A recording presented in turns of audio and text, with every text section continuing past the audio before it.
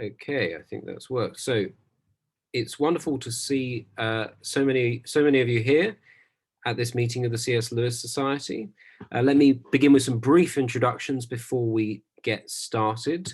My name is Daniel, and I'm the president of the C.S. Lewis Society. Our senior member is Dr. Alistair McGrath. Our senior advisor is Michael Ward. Our treasurer is Lauren Spon, and our secretary is Grace Oliver. Thank you all so much for joining. Our speaker tonight will be Jason Lepojärvi, I hope I've got that right, Jason Lepojärvi, who will be speaking to us on love and the winter, C.S. Lewis on enemy love. So Jason is the chair and assistant professor of religious studies at Thorneloe University in Canada. He studied philosophy, theology, and pedagogics at the University of Helsinki. He completed his PhD there in 2015, and his dissertation explored C.S. Lewis's theology of love, entitled God is Love, but Love is Not God. That sounds very interesting. His research has been published broadly in journals, including the Harvard Theological Review, the Journal of Inkling Studies, and Religious Studies. He is a world-renowned Lewis scholar and once served as president of this very society, the Oxford University C.S. Lewis Society. So I hope I'm living up to a legacy which we're seeing tonight.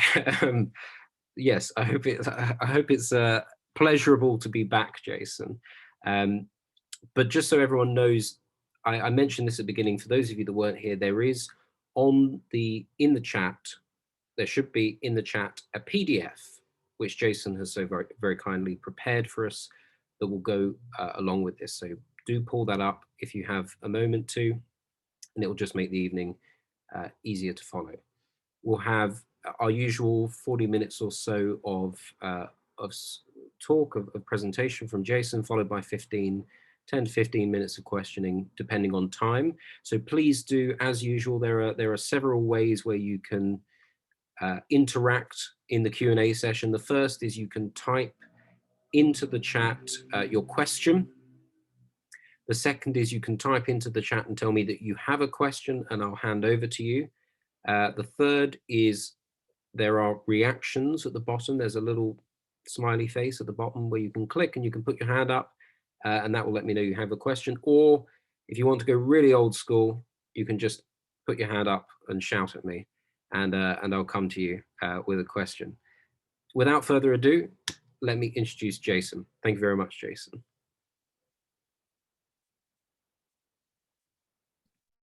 Thank you for that lovely introduction. It is a pleasure to be back. And I've been following your tenure, Daniel, and I can say that things have only got better since I left. So you're doing well. It's in great hands. I do have a memento from my years in Oxford that's traveled with me. I don't know if you can see it, but it was a Father's Day gift from my wife some years ago. Best dad in Oxford, but it has been downhill from there.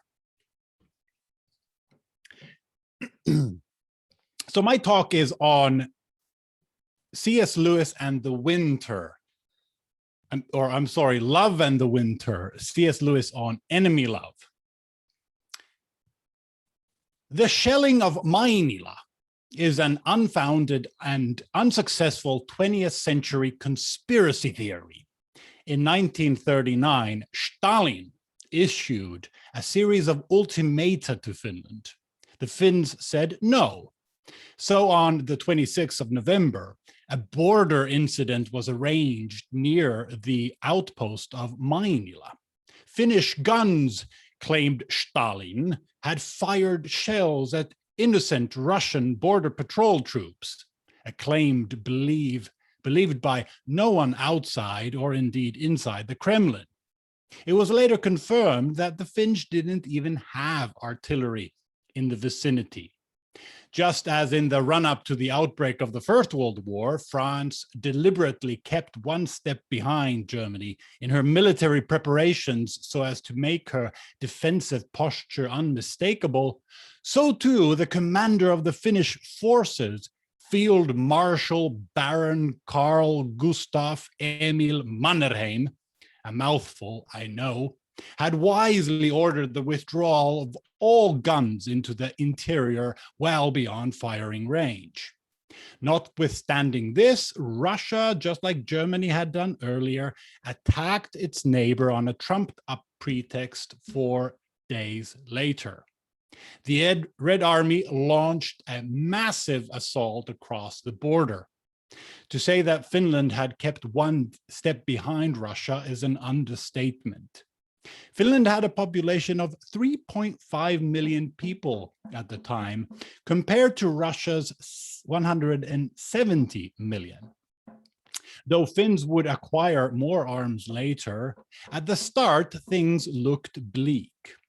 Russia had already deployed some 21,000 modern tanks, several thousands of which were directed against Finnish tanks and anti-tank guns, the number of which combined amounted to 0.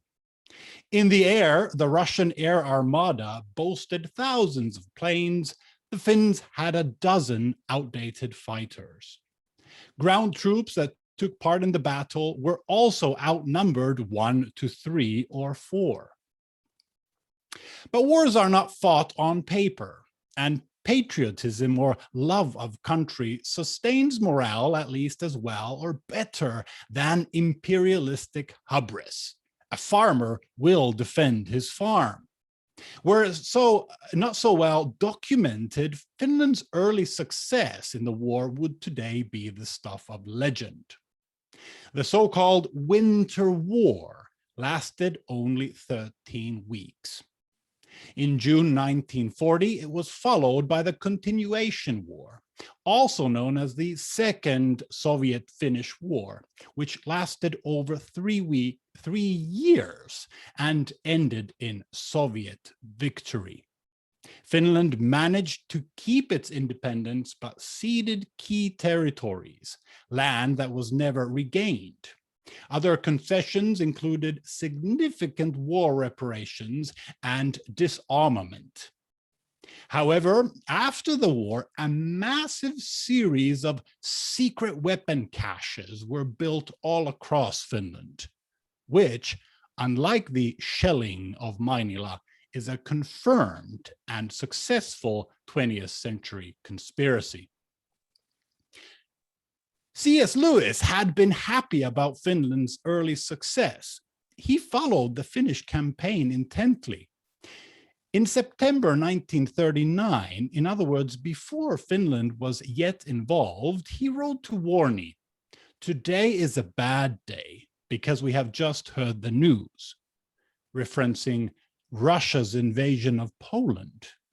And poor Minto, for the moment, regards this as sealing the fate of the Allies, and even talked about buying a revolver. Germany had annexed Poland 2 weeks earlier, which had pulled Great Britain into the war and pulled Warney out of Oxford for active duty. But Lewis's letter a couple of months later on Christmas Eve had a very different tone. The most cheerful thing at present, oddly enough, is the news. Russia's attempt to do to Finland what Germany did to Poland reminds me of your father's story of the great bosthoon whom his athletic friend took out for the run and who tried to imitate him in jumping the Flax Pond. In January, Lewis wrote again, "Did you see that the Finns, like the British at Mons, have been seeing angels?" Walter Hooper explains, on 25th of January 1940, the Daily Mail ran a front-page story entitled "Battle-Weary Finns See Angels." Instead of guns and bombs and tanks, the principal news today from Finland is of angels. Finnish troops say they have seen them north of Lake Ladoga, as if to protect them from the repeated attacks launched from the Russian lines. They are as convinced as the thousands of British and French troops who saw and believed in the angels of Mons during the last war. And in February, Lewis writes again, Barfield is very much depressed, having a greater faculty than you and I for feeling the miseries of the world in general, which led to a good deal of argument. How far, as a man and as a Christian, ought we to be vividly and continuously aware of, say, what it's like on the Mannerheim line at this very moment? By then, you see, the Red Army had redoubled its efforts against principal Finnish defense fortifications, one of which had become known among British journalists as the Mannerheim Line, named after, well, you know who. A few pages later, the same letter, Lewis was generous in his wartime letters to his brother, mentions Finland yet again. Even after the war, Lewis kept thinking about Finland.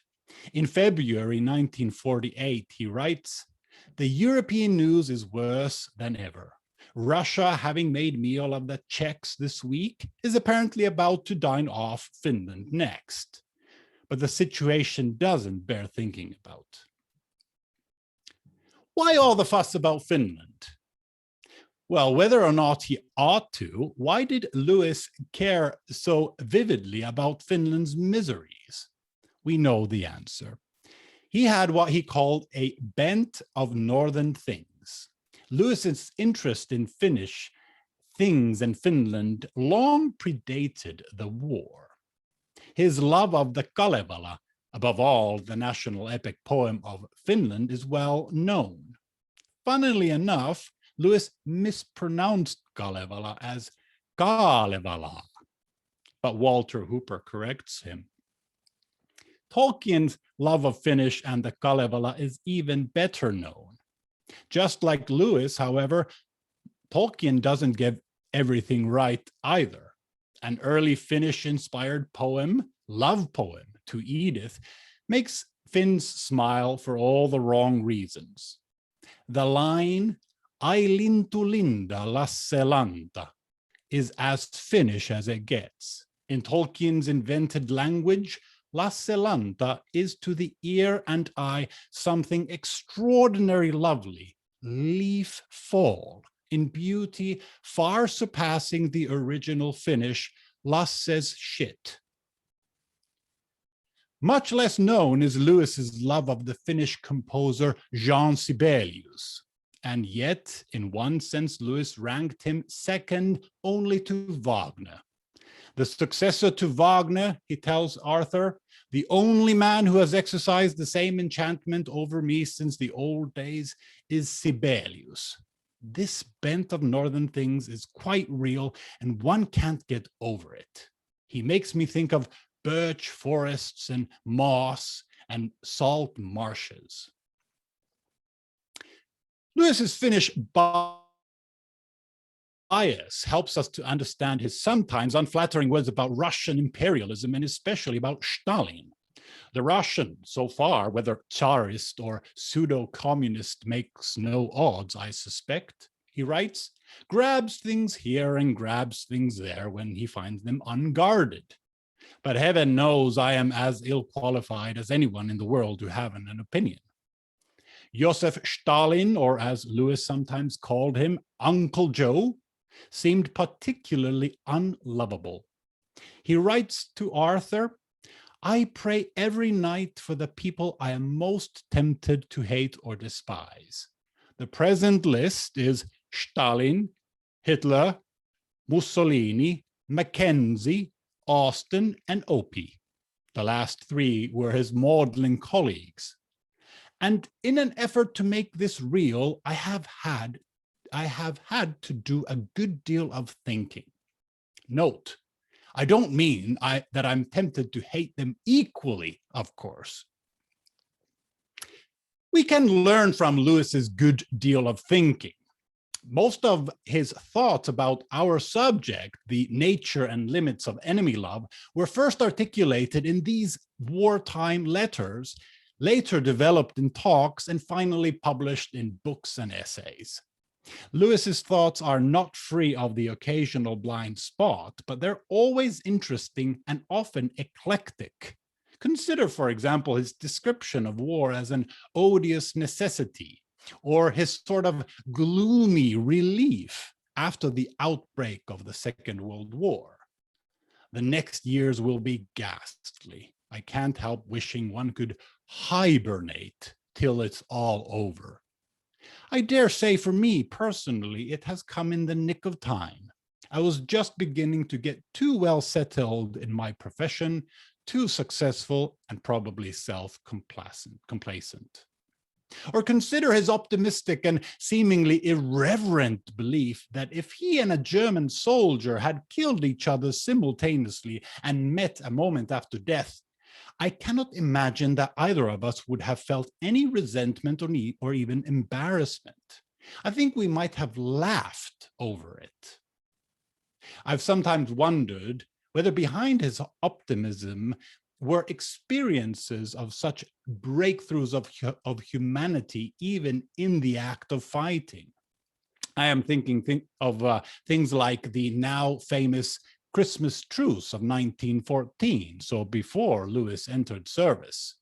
By late December 1914, the combined French and German losses were already well over 1 million, 500,000, I'm sorry. And excuse me. And yet, on Christmas Eve, the armies on both sides of the Western Front put down their weapons, sang hymns, and treated their enemies as brothers. If Lewis, who fought in one war and lived, if not hibernated, through another, felt ill-qualified to comment on certain issues, the same applies triply to me. I am Finnish-Canadian. We share a long border with a whimsical neighbor. I'll let you infer which one. Like all Finnish men, I have undergone mandatory military training, but I have no experience of non-simulated combat, which is a tougher way of saying I've no combat experience. But my father and I are both trained combat medics. My father, for religious reasons, served unarmed. I did not. But enemy love is much more than just military ethics. And I'm also a trained ethicist and philosopher. So perhaps you will allow me to ask and at least attempt an answer to two very difficult questions about enemy love with Lewis as my guide. First, how do we forgive a person who has deeply injured us? It sounds impossible. The second question has been called the dilemma of the Christian soldier. How to reconcile the Dominical injunction to love your enemies with the military task of defeating and, when necessary, killing your opponent in war. Can I love my enemy and kill him? This, even more so, sounds impossible.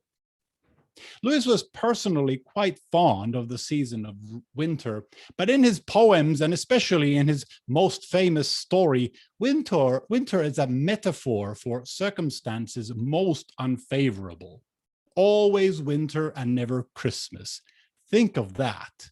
Or always winter war and never Christmas truce. Think of that. How do we love in the winter?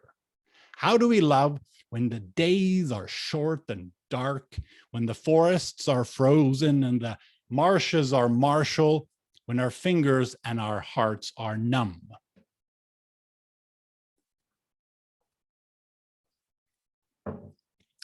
Just like it's impossible to solve the problem of evil so long as we attach superficial meanings to key words of the problem, such as power and happiness, it's impossible to solve the problem of enemy love before we define enemy and love.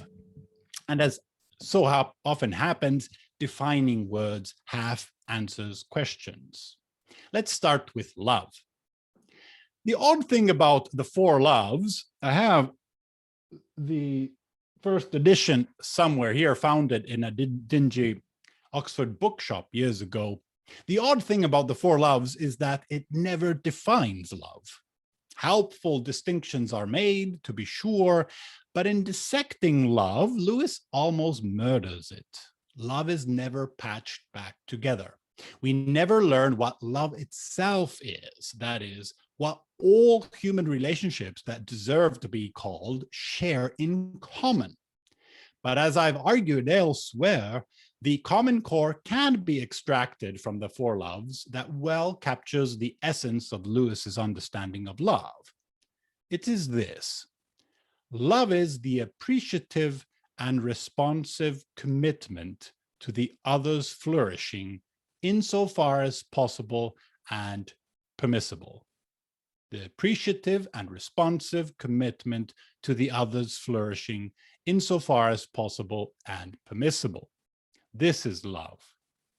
And this love as a virtue has three elements: the attitudinal, appreciative love, the practical, gift love, and the relational, need love.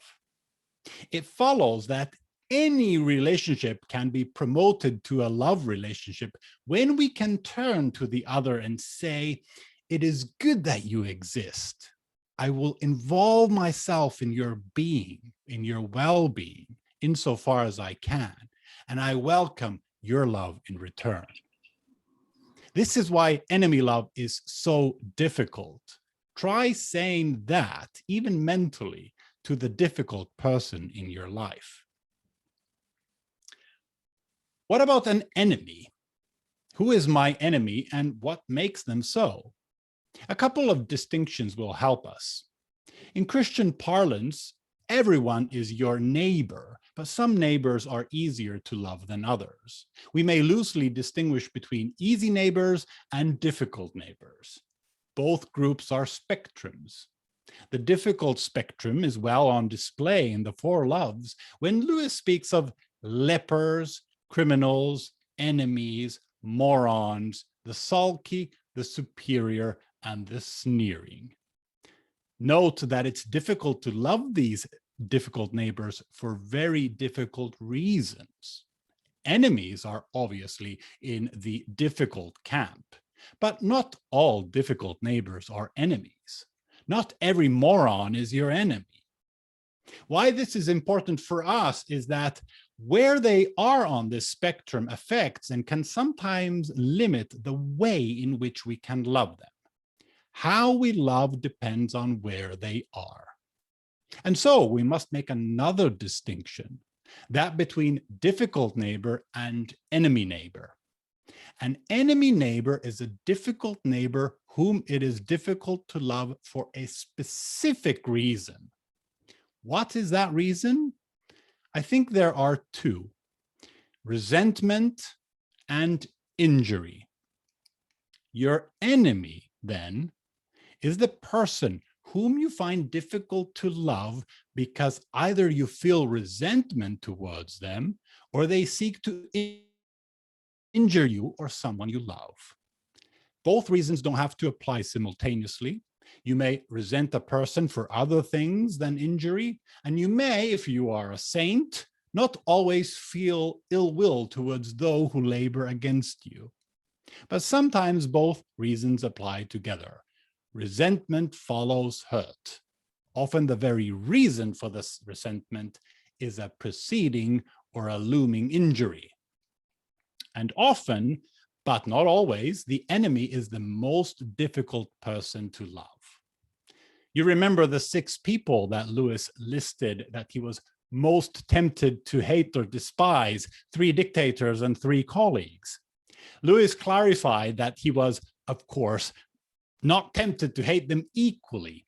And we laugh, or some of you did, because we assumed, just like Lewis probably assumed and meant to say, that, say, loving Stalin was more difficult for him than, say, loving his colleague Redvers Opie.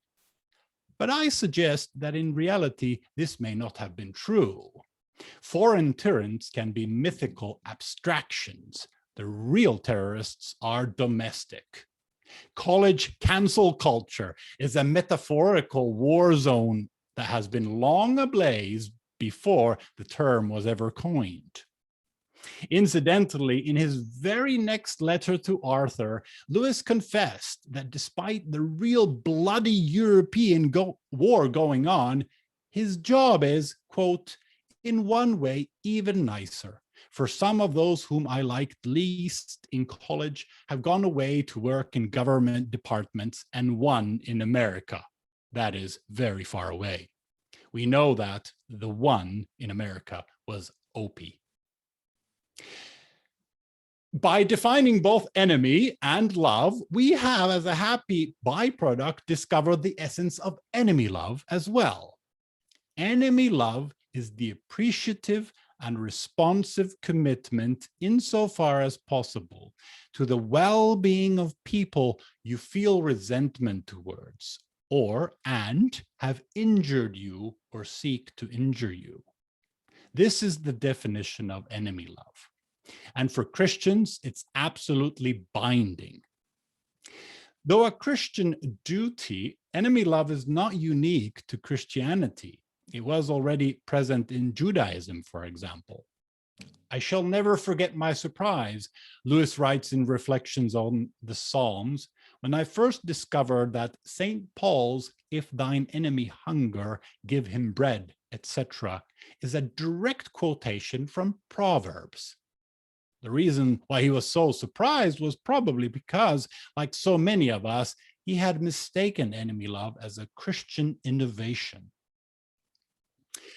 Loving the sinner does not mean condoning or excusing their sin, and Lewis devotes an entire chapter in the Reflections on the Psalms to for enemy love, or connivance, as the chapter is titled. Connivance is condoning the sin with the false pretext of loving the sinner. It lets the evildoer off the hook, or what's worse, appeases and flatters them. This is the wrong way to deal with bullies, whether at work or at war. You do not have to like them either. Just like the virtue in general, the love which is to be practiced towards enemies is not an involuntary sentiment, Lewis says, or it could not be commanded. Love in the New Testament does not mean primarily, if at all, a state of emotion. He writes to Warney, who is struggling with difficult neighbors he refers to as swine. By an act of will, aim at your neighbor's good in the same way as you aim at your good. When you dislike yourself, you still wish for your own happiness.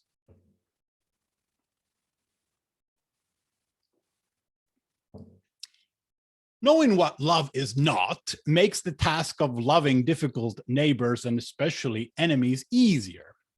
In one way, the most accurate but lackluster answer to the question, how must we love our enemies, is to roll out the elements embedded in our very definition. You love your enemy by appreciatively and responsively committing to their well-being insofar as possible. Enemy love means to prudentially look for opportunities to demonstrate this. Such opportunities are endless, and it would be tedious to go through examples. So let us ask instead, how can we make enemy love easier? Love in general is made easier by practicing all of the virtues that inform and protect love. Lewis wrote approvingly in The Allegory of Love that the virtues of a good lover were indistinguishable from those of a good man. Enemy love is made easier above all, I propose, by a key virtue that tackles the first of the two peculiar challenges imposed by the enemy relation, that of resentment. Resentment is the evil that Lewis wanted to avoid by practicing enemy love. He often speaks of resentment and hate interchangeably. We all know the perilous charm of a shared hatred or grievance. Hatred is to cherish resentment, to gloat over another's misery, to delight in injuring him. What causes hatred and resentment? Well, usually injury does, whether emotional or physical. In fact, resentment is Lewis says, the natural result of injuring a human being. What's worse, the victim may not just hurt, is not just hurt, but in great peril of dying spiritually because of his hatred, making the enemy neighbor not just an aggressor, but the tempter. Resentment, Lewis says, means to chew over and over the cud of some injury, to dwell in a kind of self-torture on every circumstance that aggravates it. In this sense, resentment is anti-forgiveness, and as such, the obstacle to enemy love. This is another way of saying that forgiveness is anti-resentment, and as such, the key supporting virtue of enemy love. In Lewis's mind, forgiveness and enemy love are almost synonymous, certainly concomitant. Forgiveness is the first thing that comes to his mind when he thinks of enemy love. It is laid down in the Christian rule, thou shalt love thy neighbor as thyself. Because in Christian morals, thy neighbor includes thy enemy, and so we come up against this terrible duty of forgiving our enemies. It's terrible for three reasons. First, Lewis admits that forgiveness, all forgiveness, but especially forgiveness of enemies, is difficult. It's the most unpopular of the Christian virtues, even more distasteful than chastity, if you can believe it. This is why Lewis admired the vicar of the Holy Trinity for daring to preach about forgiveness during the war.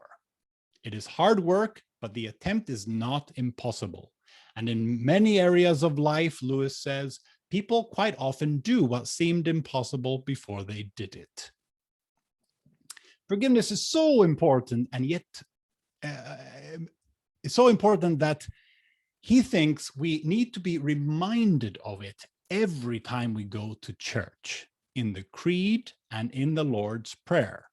Indeed, the second reason forgiveness is terrible is that for Christians, it's a religious duty. Forgive us our trespasses as we forgive those who trespass against us. Be kind to one another, tender-hearted, forgiving one another as God in Christ forgave you. As we forgive those who trespass against us, as God in Christ forgave you. This is perhaps the hardest pill to swallow. Not only is forgiveness difficult and a duty, our own forgiveness is predicated on forgiving others. Forgiveness is conditional. Vertical forgiveness stands on the horizontal, Lewis thought. It is made perfectly clear that if we do not forgive, we shall not be forgiven. We are offered forgiveness on no other terms, he writes. And to Warney, of course, the parable of the servant who wouldn't forgive his fellow servant comes in. You and I take a high line about Nazi cruelties. You and I, of all people, think it over. Though Lewis never used the term tough love, he sometimes exhibited it.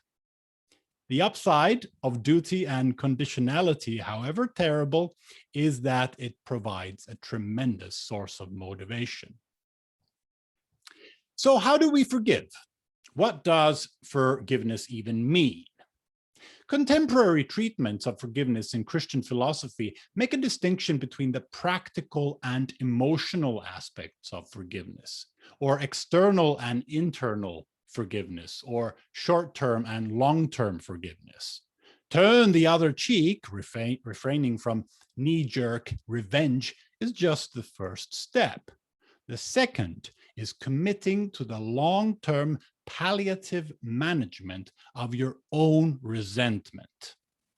Both aspects, revenge and resentment, are implicit in Lewis's treatments of forgiveness. Insofar as you are simply an angry man who has been hurt, mortify your anger and do not hit back. Mortify your anger, do not hit back. Long-term forgiveness, dealing with one's own residual resentment, is often much harder and sometimes almost insurmountable. And this is perhaps why Lewis talks about it so much more than about simply not hitting back. Something inside us, the feeling of resentment, the feeling that wants to get one's own back, must be simply killed. I do not mean that anyone can decide this moment that he will never feel it anymore. This is not how things happen. I mean that every time it bobs its head up, day after day, year after year, all our lives long, we must hit it on its head. Our responsibility, insofar as possible, is not to aggravate resentment, to refuse to chew on the cud.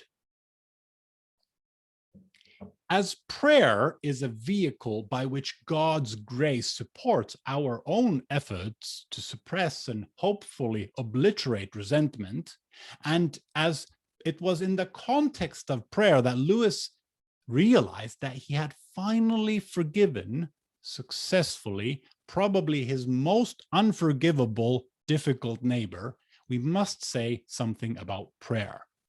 Lewis believed that prayer is an efficacious, if tedious, weapon of enemy love. It is part of the Christian duty. Love your enemies and pray for those who persecute you. We are under orders to pray for them, Lewis says. Prayer is difficult, and Lewis was not sanctimonious. Prayer is irksome. An excuse to omit is never unwelcome. We are reluctant to begin. We are delighted to finish. Prayer is real work, not fanciful castle building.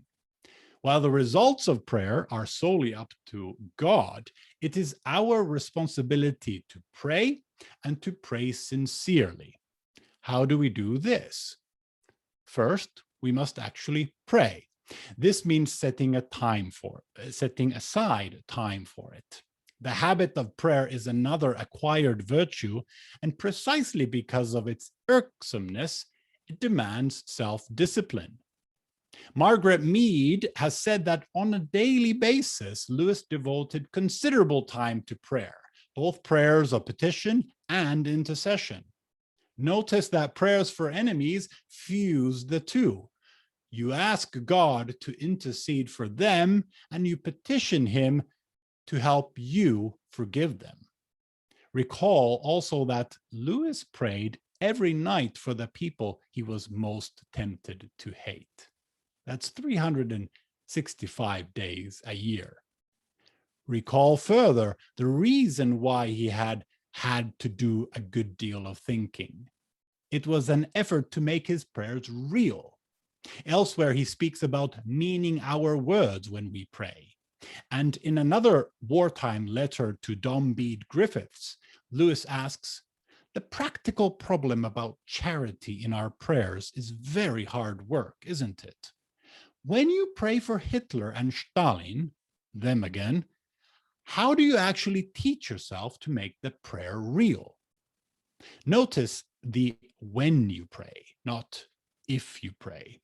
Lewis assumes that his friend, as a good Christian, is naturally busy praying for mass murderers. Lewis then shares two things that have helped him personally. They are Christian doctrines and serve as cognitive and motivational crutches of sorts. Theology is practical. A continual grasp of the idea that one is only joining one's feeble little voice to the perpetual intercession of Christ, who died for those very men. B, a recollection as firm as one can make it of all one's own cruelty, which might have blossomed under different conditions into something terrible. You and I are not at bottom so different from these ghastly creatures. In other words, A, imitatio Christi, and B, theological humility informed by the anthropological reality of sin. Christ sets the example. We are called to imitate him.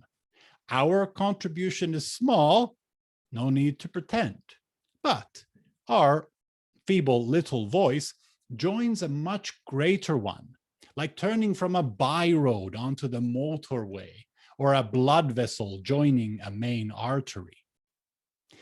Even attempted humility, or as Lewis says, remembering where we stand, also helps keep at bay self-righteousness that endangers charity, sincerity, and motivation.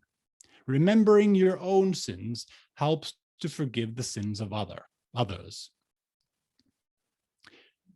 Surprisingly, letters to Malcolm, chiefly on prayer, has very little to say about praying for enemies.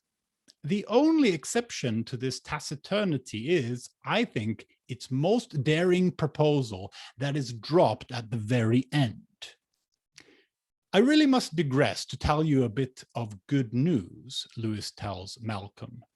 The reader's guard is dropped, for of course this is no digression, but almost the climax of the book, an answered prayer about decisively overcoming resentment and forgiving not just any moron, but Lewis's most unforgivable neighbor. We know that the story is true, for his real letters mention this breakthrough, and we know who it was. Last week, while at prayer, Lewis tells Malcolm, I suddenly discovered, or felt as if I did, that I had forgiven someone I have been trying to forgive for over 30 years. Astonishingly, forgiving that man's cruelty and being forgiven my resentment were the very same thing. Forgive and you shall be forgiven seems like a bargain. Forgiving and being forgiven are two names for the same thing. Lewis here learned in prayer that there is a near mystical connection between forgiving and being forgiven in the very same act. Peculiarly, though it had taken decades, the final breakthrough had felt so easy, like learning to swim, which is difficult before you do it, and like learning to float. Forgiving had consisted of stopping something. That is to say, resentment had not been just an emotion or state, but an act. Resentment had been doing something. It took over 30 years for Lewis to fully thaw his resentment, but he had finally forgiven the tyrannical headmaster of the boarding school inflicted upon him in childhood.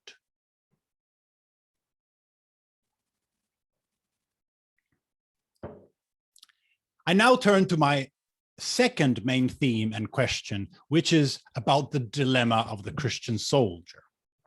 Just as readiness to die in battle is the ultimate test of fortitude, war or violence is, in general, is the ultimate test of enemy love. Are love and violence compatible? Can a soldier love his enemy? Can killing ever be an expression of love? The best treatment of these questions vis-a-vis Lewis is, I think, Mark Levecky's C.S. Lewis, War and the Christian Character, a paper, I believe, first presented here at this very venue a couple of years ago. Though optimistic about posthumous encounters between enemy combatants, Lewis was anything but blasé or enthusiastic about war. Stanley Hauerwas's critique of Lewis on war begins with a 4-page defense of Lewis against any such suspicion. Hauerwas is a Christian pacifist. Lewis was just a Christian. As a survivor of the First World War, Hauerwas says, Lewis had no time for sentimental glorification of battle. My memories of the last war haunted my dreams for years, Lewis says. And when another war was imminent, the anxious Lewis wanted to hibernate, as we noted. But it was worse than that. I think death would be much better than to live through another war, he tells Griffiths. He even says his goodbyes to Barfield. If we are separated, God bless you, and thanks for 100 good things I owe you, more than I can count or weigh. Lewis believed that war threatened every temporal evil. And yet, he writes to Griffiths, I'm not a pacifist. If it's gotta be, it's gotta be. Sometimes war was an odious necessity.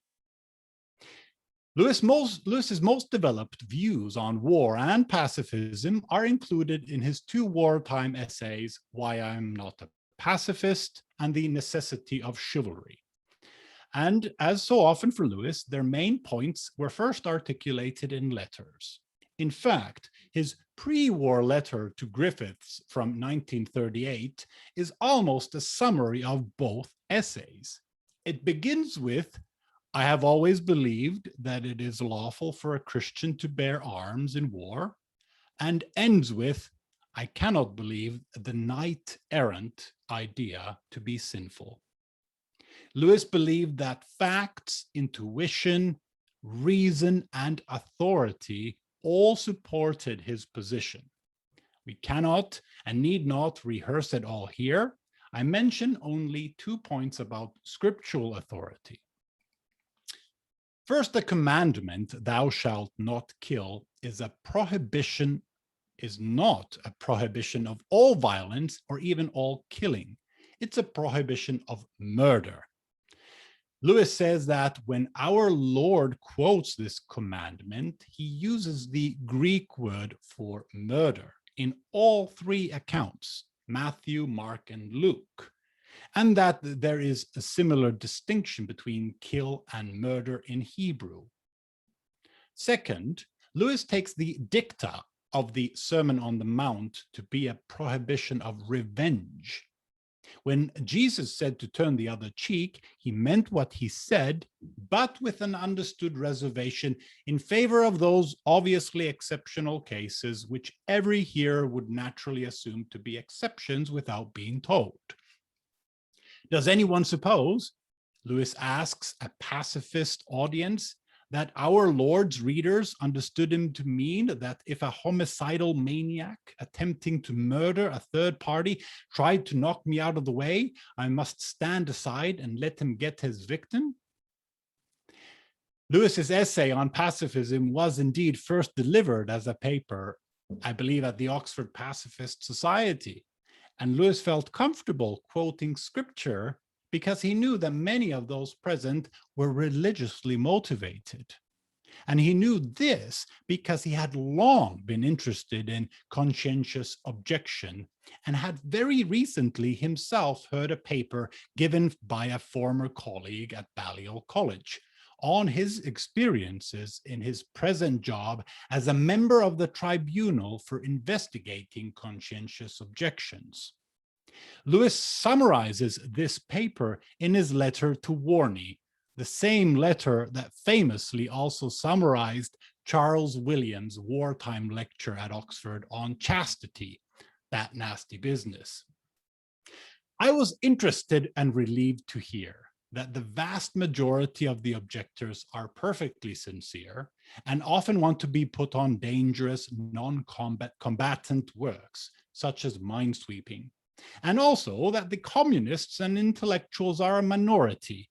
Most of them are Jehovah's Witnesses, Seventh-day Adventists, etc., often yokels, almost inarticulate. Why was Lewis relieved? Because of a certain prejudice. The poor Adventists and witnesses from remote Welsh pits and Northumbrian farms are favorably contrasted with the really contemptible figure of the typical intellectual Oxford communist undergraduate. Legal conscientious objection, however, Lewis reminds Warney, is part of what we are fighting for. We must, of course, respect and tolerate pacifists, Lewis tells another correspondent, but I think their views erroneous. I have two issues with Lewis's view on pacifism.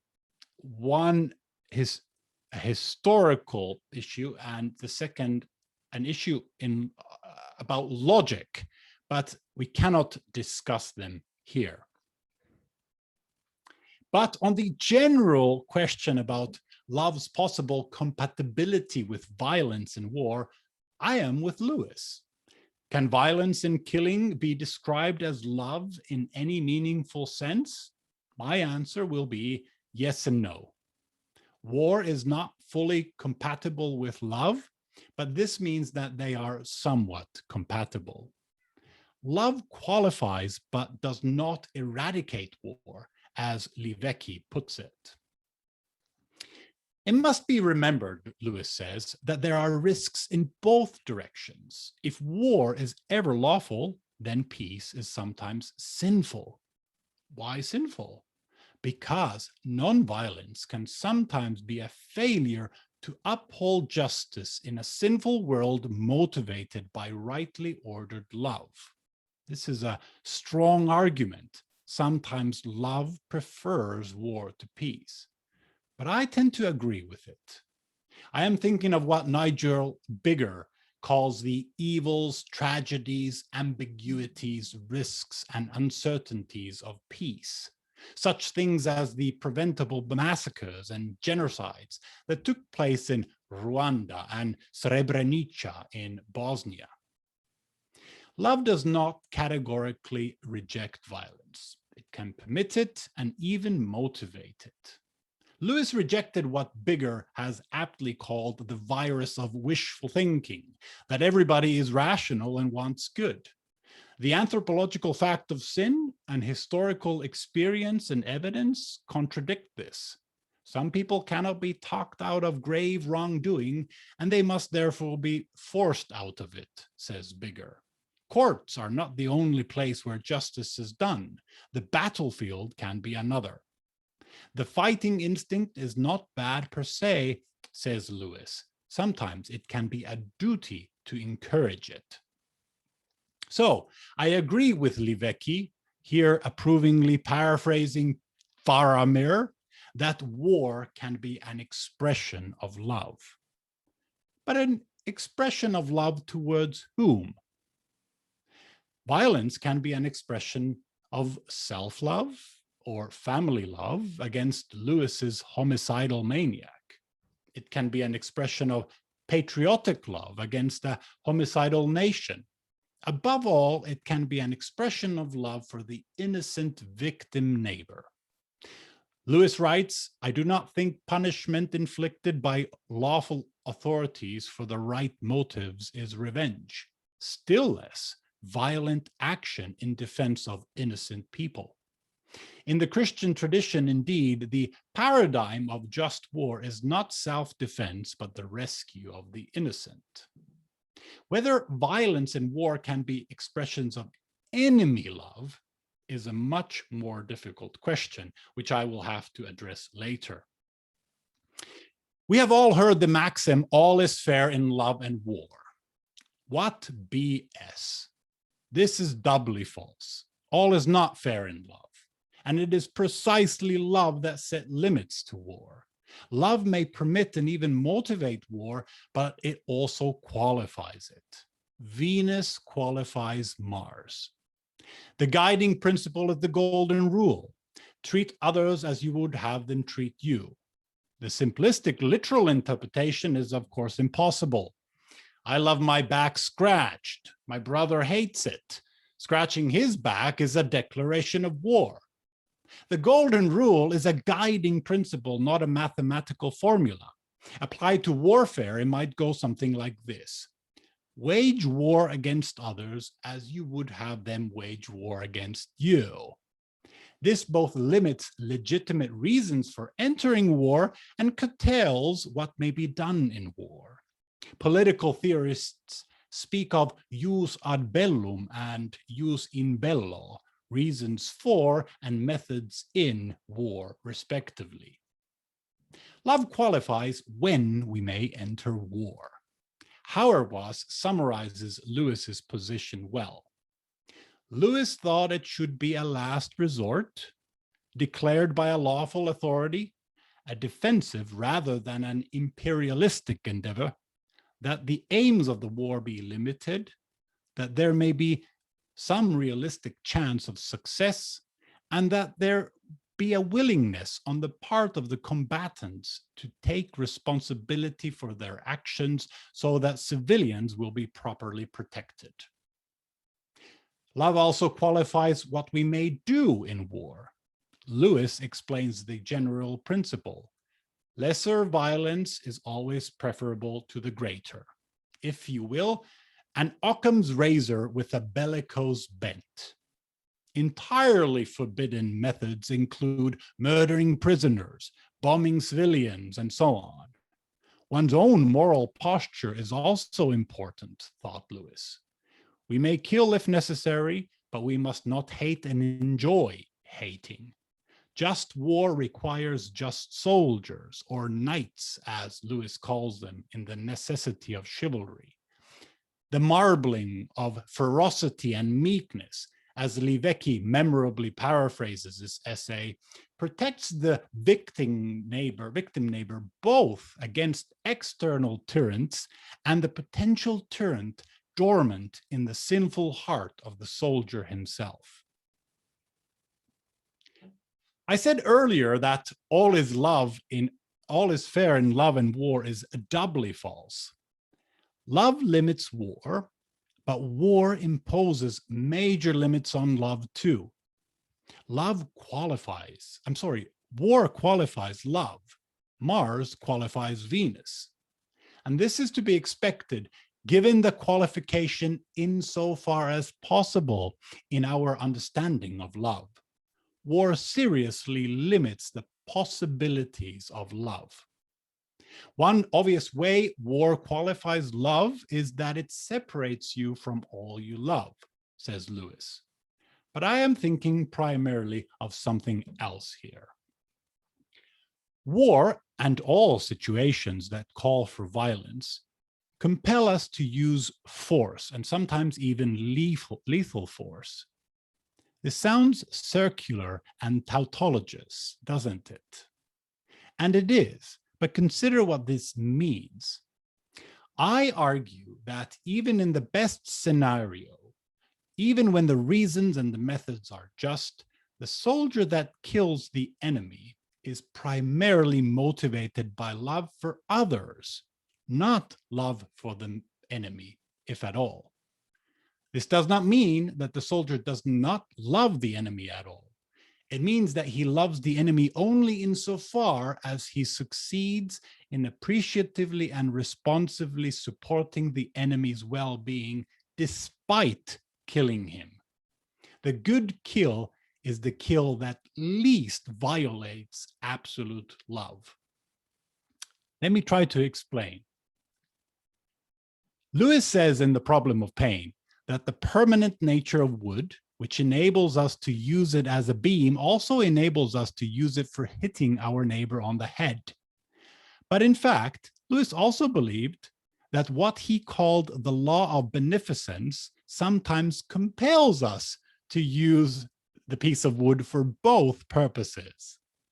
The law of beneficence, written into human hearts and into the order of things, is based on the absolute general law to do good to everyone and to thus order one's loves and responsibilities so that when you apply this absolute law in the relative vicissitudes of everyday life, conflicts of interest do not prompt you to love in a disorderly way. That is, neglect higher loves and duties at the expense of lower. Every human being, Lewis writes, has an absolute claim on me for every service I can render them without neglecting the higher duties, the other higher duties. Then come the laws that give certain people prior claim on your beneficence. You cannot do simply good to simply man. You must do this or that good to this or that man. The law of beneficence involves not doing some good to some men at some times, and sooner or later, it involves helping A by actually doing some degree of violence against B. Why is that? Because when B is up to mischief against A, you must either do nothing or you must help one against the other. Remember, Doing nothing is still doing something. By omission, it allows the mischief to happen. There are risks in both directions. The language of higher and lower reveals the hidden presupposition here that there is a hierarchy of loves. For Lewis, the right order of loves means the right order of loyalties. What is this order, and how do we choose? He offers no comprehensive hierarchy or theory, no clear-cut formula, just examples of rules which he thinks have never been doubted. These rules or obligations are based on values and intrinsic qualities like justice, patriotism, and even species. Special obligation is rendered to, quote, people to whom your beneficence is pledged by a promise, justice, or who have already benefited you, gratitude, or who are specially weak and pitiable, mercy, or fellow citizens, patriotism, or relatives, family affection. They are all perfectly sound, but the last two must not be allowed to override the others. The absolute versus relative distinction implicit in what we have been saying is explicitly unpacked in a letter to Mary van Dersen. To underscore its relevance to our subject of enemy love, I have simply substituted the word pain with violence. I believe all violence is contrary to God's will, absolutely, but not relatively. When I am taking a thorn out of my finger or a child's finger, the violence is absolutely contrary to my will. That is, if I could have chosen a situation without violence, I would have done so. But I do will what caused violence relatively to the given situation. That is, granted the thorn, I prefer the violence to leaving the thorn where it is. A mother smacking a child would be in the same position. She would rather cause it violence than let it go on pulling the cat's tail. But she would like it better if no situation which demanded a smack had risen. Similarly, we might say the good soldier would like it better if no situation which demands war would rise. If he could choose a situation without such a need, he would do so. And with this, we've arrived at the last hill, which is the steepest. I've been putting off the most difficult question, but it must be faced squarely before we finish. I tried to demonstrate how love for others can motivate violent and in extreme cases, even lethal violence. But what about love for the enemy? How can we both love our enemy neighbor and kill him, as Livecki puts it? Christian pacifists such as Hauerwas are clear. We cannot. On the contrary, loving enemies means not killing them. Lewis is more optimistic, or at least not as pessimistic about their compatibility. Even in the act of fighting, he says, I think charity to the enemy is not more endangered than in many necessary acts, which we all admit to be lawful. Since the very act of fighting is by definition the attempt to potentially injure or even kill the enemy, and as such the opposite of assisting their well-being, I submit that for this to make any sense, Lewis must here be thinking about some, but not all elements of love. War has qualified the practical well-being dimension of love, but perhaps other more attitudinal and emotional aspects are still possible. In short, Lewis is speaking of relative love, not absolute love. If you do all that is relatively possible, you have done everything you can. Even while we kill and punish, Lewis explains, we must try to feel about the enemy as we feel about ourselves, to wish that he were not bad, to hope that he may in this world or another be cured, in fact, to wish his good. It means being sorry that the man should have done such a thing, or that we should have to kill them, and hoping if it is any way possible that somehow, sometime, somewhere he can be cured. But can it ever be in our enemy's best and real temporal interest for us to kill him? If I shoot him, can we imagine him turning towards me and saying with his last dying breath, "Thanks, I needed that. Thanks for contributing to my flourishing"? No, at least I cannot think of persuasive or remotely probable real-life examples, but I remain open to being corrected. In every or almost every case, the answer must be no. If it is good for my enemy to die by my hand in battle, rather than live another day and be reunited with his family, it is also good for me as his enemy to die by his hand instead of living another day and being united with my family. This conclusion seems absurd to me, so I reject the premise. But Lewis did say sometime, somewhere, and in this world or another. So perhaps he meant only eternal good, not temporal.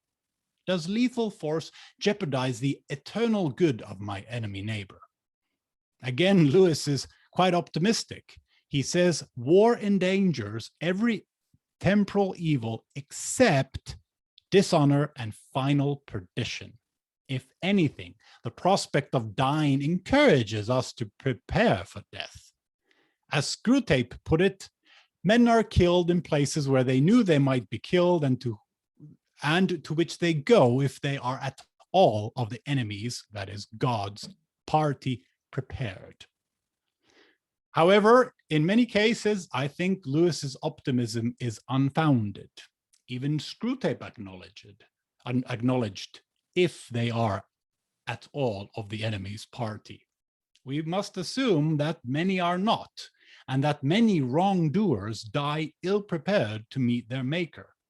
The best we can say is that sometimes perhaps homicide does not jeopardize posthumous well-being, but this is not saying much. And this is where I must part way with perceptive Christian ethicists like Nigel Biggar or Mark Livecki, and C.S. Lewis too, insofar as Livecki correctly reads Lewis and insofar as I correctly read Livecki. I think that they take it too far and overplay their hand. Biggar believes that lethal violence can be motivated not at all by hatred, but by love, even for the enemy. I think Biggar is wrong, even according to his own definition of love as due respect and care for persons. Livecki is also too optimistic, I think, when he says that Lewis shows how it is possible to love our enemies, even to love them to death. I think it would be more correct to say that we can love others to our enemies' death. Livecki also argues that when restraining a wrongdoer by forcing him to stop, by deterring him from resuming, and ideally by provoking him to think again and change his aggressive ways, we work toward the promotion of the only possibility for his true flourishing. This belongs to his own good, even if it should cost him his very life. It is the only way to be happy. The key words on which much hinges here are wrongdoer and even if it should cost him his very life. The wrongdoer cannot be replaced with an enemy combatant, for otherwise, by the logic of war, you as his enemy are such a wrongdoer whose true flourishing and only way to be happy depends on being stopped by lethal force, even if needed. Again, this seems nonsensical to me. Moreover, it is not at all clear to me, even in the case of genuine wrongdoing, that killing them is good for them. The wrongdoing in question must be very grave indeed to justify this belief. What could it be? Please excuse a terribly morbid example, but rules are tested by extremes. Would I be willing to stop, say, a rapist in the very act of his crime by lethal force if it were the only way to do so. I hesitate, but I'm afraid I probably would. Would it be better for him to die rather than to be allowed to finish his crime and live another day? I cannot fathom it would. Not for him, however immortal. I would, of course, hope that he could be cured in another world, but I would not pretend to kill him for his own good. I agree with Lewicki that any interval of hesitation, as he beautifully calls it, that might precede my act, any hope against hope that the aggressor would stop before I pulled the trigger, is love for him. But killing him is not. That is love for her. Killing is precisely that part in the act that makes our enemy love relative, not absolute. We do not love our enemies to death. Such language obscures its moral ambiguity and is strictly speaking false. We love our enemies to the extent that killing them least violates absolute love. It is precisely their death that remains outside of the expression of love for them. We say, in effect, I will kill you, but I won't torture you needlessly, and I wish you well thereafter. Relatively speaking, this is not saying much. Is it a lesser evil or the greatest possible good? What seems certain is that sometimes Mars can qualify Venus almost beyond recognition. She still breathes, but no longer smiles. In conclusion, enemy love is difficult but possible. Breakthroughs happen both in human relationships and in war. It took over 30 years for Lewis to forgive his most unforgivable enemy, but he did it. And whether just or unjust, all wars end. Exactly 3 months after D-Day, Lewis wrote to Sister Penelope about how difficult it was to keep pace with the almost miraculous mercies we are receiving as a nation. He had never dreamed that it would go so well. American and Soviet forces met on the Elbe River in April of 1945. Hitler committed suicide 5 days later. The unconditional surrender of Germany took effect on May the 8th of May. The war in Europe was over. Barfield was alive. 2 days later, Lewis wrote to Griffiths, I am sometimes a little awed by the burden of our favors. Every one of us has escaped by a series of providences, some not far short of miracles. Lewis believed in heaven, and that heaven is the final confirmation of the Christian conspiracy of love. But may I respectfully suggest that if Lewis had indeed met that young German soldier, they would not have laughed, not at first. Forsan et haec olim meminisse juvabit, says the Aeneid, and Lewis translates it, someday it will be past time to recall this woe. Someday, but perhaps not the first day, not before the mountains in deeper heaven. Rather, I imagine they might say something along these lines.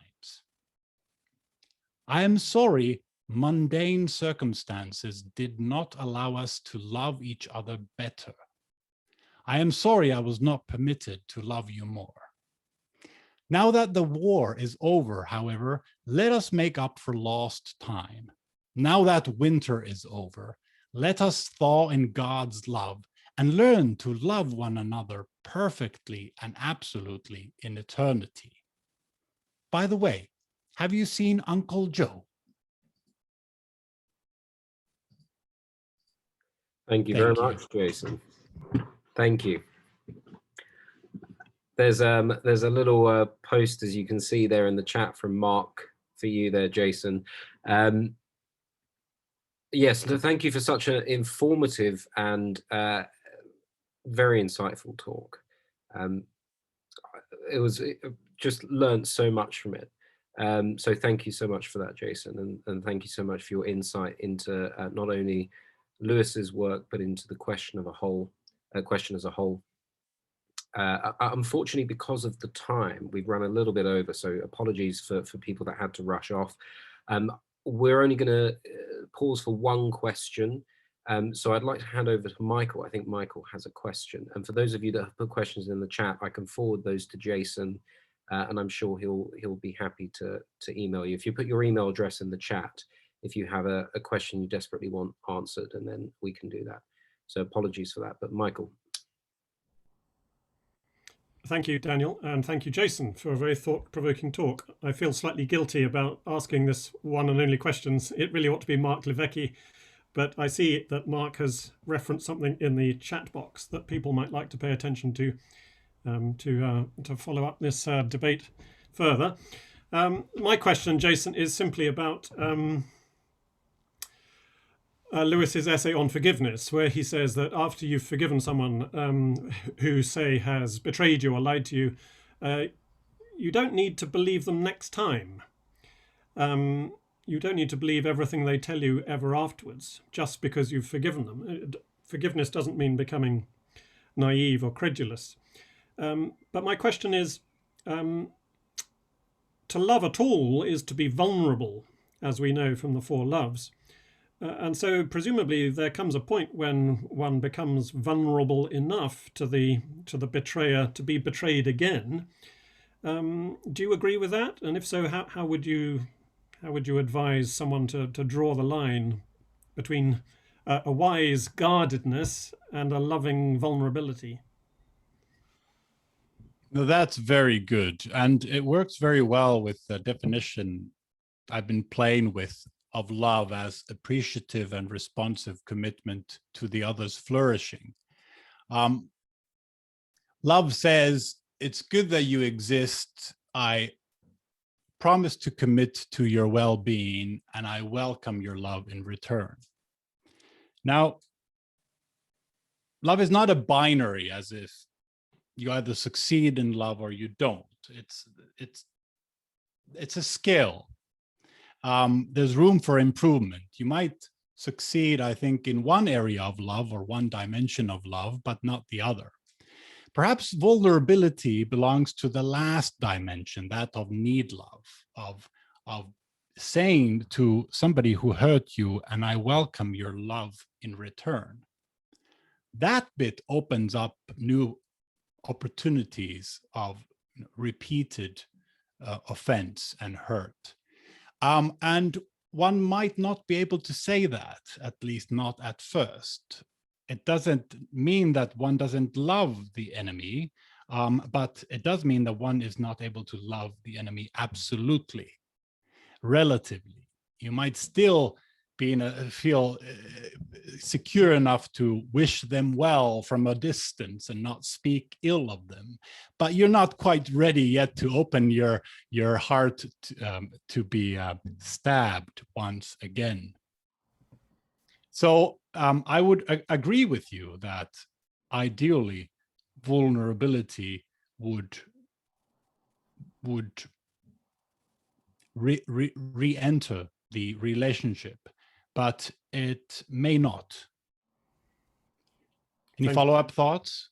No, I like what you say, and I will go away and mull it over. Thank you very much. Well, thank you so much, Jason, for such, as I say, such an engaging talk. Just a few brief announcements before we close. First of all, there is a new issue of the Journal of Inkling Studies, which is out at the moment. It comes out twice a year. In fact, I'll put a link to the journal's website in the chat. That's there in the chat function now, and it has in it a number of articles, including a review of Stephen Beebe's C.S. Lewis and the Craft of Communication, who of course spoke for us last week. Next week, we have the Lord Rowan Williams, who will be speaking to us, and he will be speaking on making worlds the logic of fantasy, which sounds intriguing. I'm sure you agree.